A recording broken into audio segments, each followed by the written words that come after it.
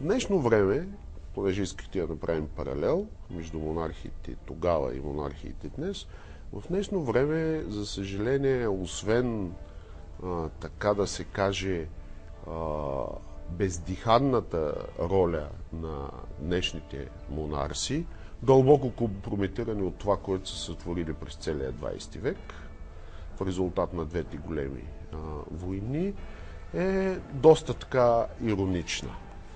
Но за да можем да разберем смисъла, генезиса на взаимоотношенията тайни общества и официална власт,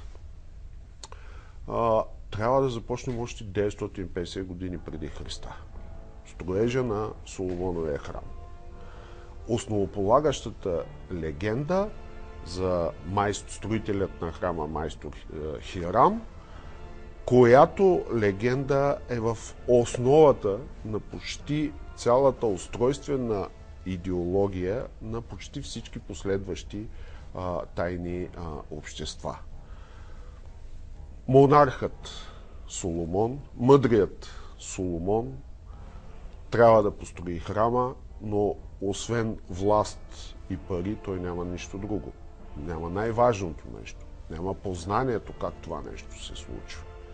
И се появява въпросният майстор Хирам, който обаче, преди да си стиснат ръцете, му поставя едно безпрекословно условие. И му казва: ти си цар, гледай си царските работи и, ако обичаш, нямаш никаква власт над градежа. Соломон изумя и вика: как така?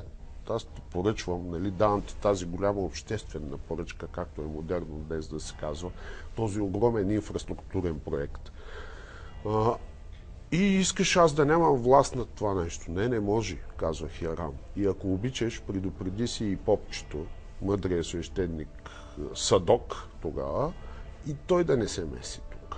Правя ви храма, подписвам ви акт 16, сдавам ви го и тогава фактически Хирам, създавайки гилдията на свободните зидари, професионалните строители, умеещите да работят с познанието, за да градят, изгражда така наречената трета важна съставна част между хората, които управляват, между хората, които проповядват, и независимостта на хората, които създават, градят. Конфликта между двамата, разбира се, не минава и без наместа на жена. Появява се великата Савска царица, носи злато на мъдрия цар, обаче си харесва и си пада повече по майстор-строител. От тогава почва една така много сериозна конкуренция между монарсите, които се имат за богоизбрани и поставени, че са повече от всички хора, родени на земята. Една теза опровергана 20 века по-късно. И хората, владеещи познанието. Конкуренцията между